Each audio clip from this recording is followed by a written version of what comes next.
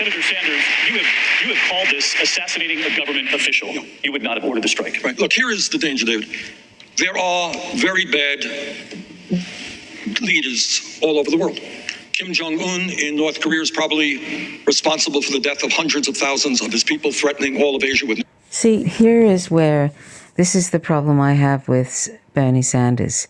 And this is a problem that people who are anti-imperialist and anti-war have with Bernie Sanders. He inconsistently describes different leaders that are of countries that are targets of the US.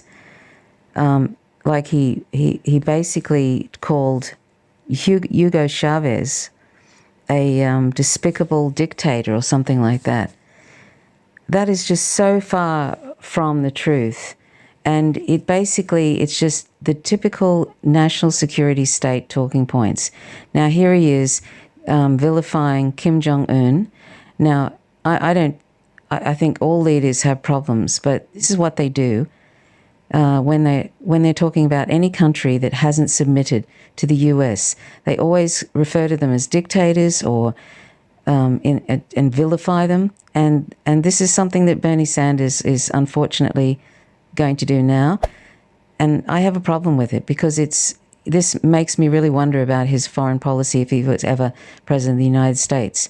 It's not okay to be talking like that about these people simply because they haven't submitted to the US. The US empire has been responsible for the deaths of 20 million people since, I think, World War II. 20 million people. They've been overthrowing countries left and right, creating death squads in Latin America, killing tens of thousands of people. I mean, the carnage of the US empire is unimaginable. And here they are vilifying these different leaders simply because they haven't submitted to the US, when nobody comes close to what the US has done. And as Noam Chomsky said about every US president from World War II onwards should have gone to The Hague, should have been hung at The Hague, basically, for the war crimes. Nuclear weapons. You got Mohammed bin Salman in Saudi Arabia, who is a terrible murderer, who murdered... And interestingly, now they vilify Saudi Arabia.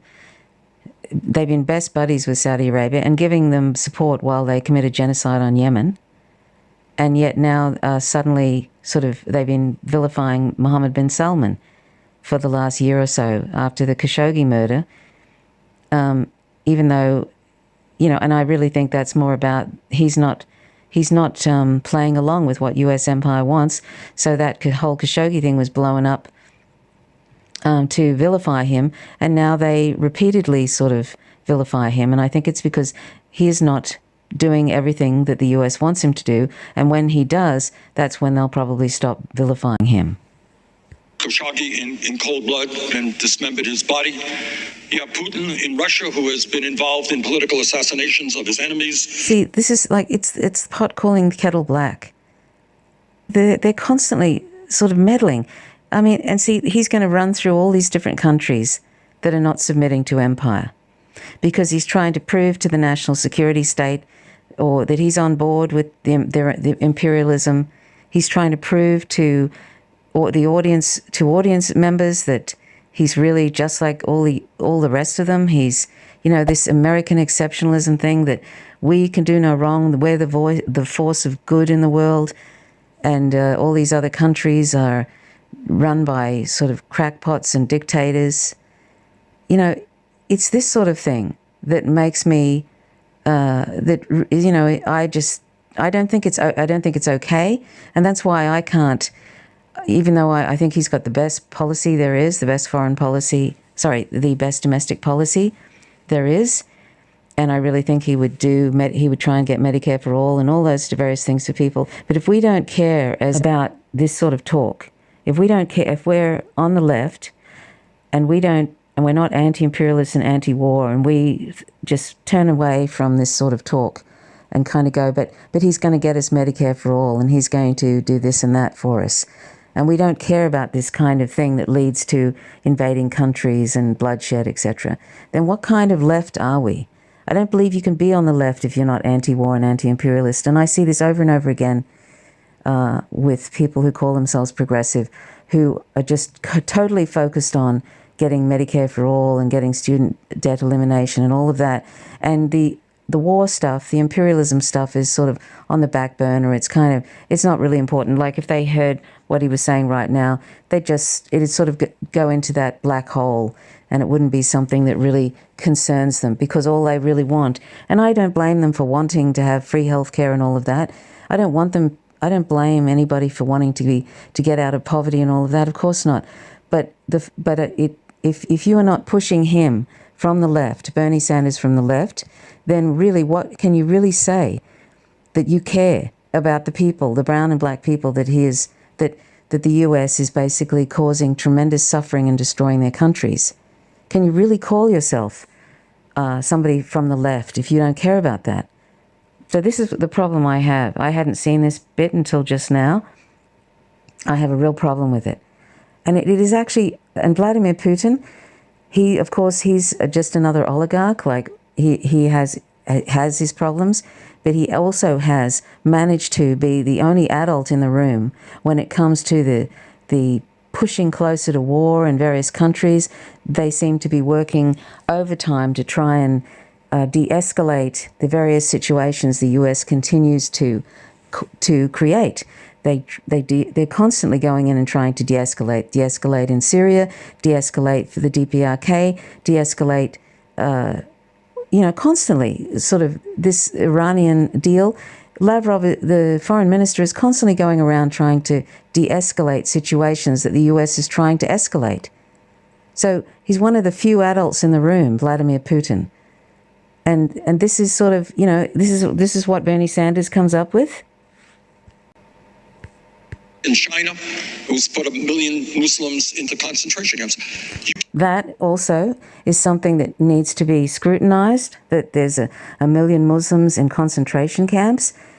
There's been a lot of propaganda about China, and Danny Haifong, who wrote the book American Exceptionalism, American Innocence, said that he went to China for 2 weeks. He wasn't followed around.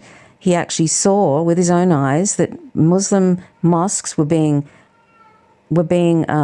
protected by Chinese guards. Now, am I saying that there is no oppression of Muslims in China? No, I'm not saying that. Am I saying that there is?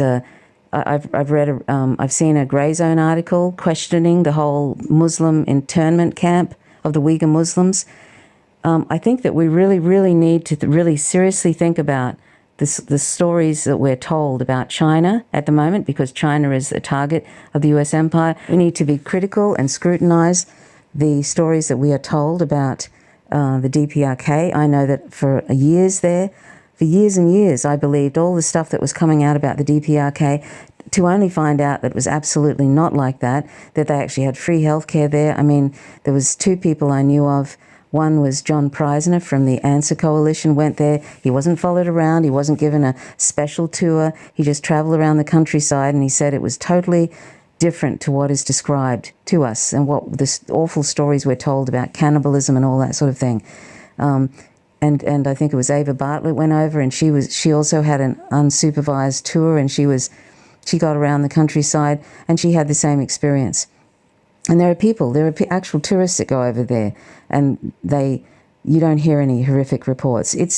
We're being fed so much propaganda about countries that have not submitted to US empire. And so I would always be very, very cautious about accepting what you hear from the mainstream media about China at the present time. And Bernie Sanders has just parroted back a talking point that is being put out by about China at this present time.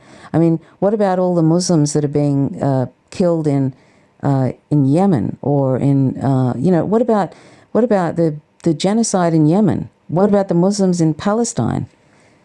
What about Palestinians? Talking about that. What about criticizing Israel right now? And here we are. He's just going along with the the National Security State talking points.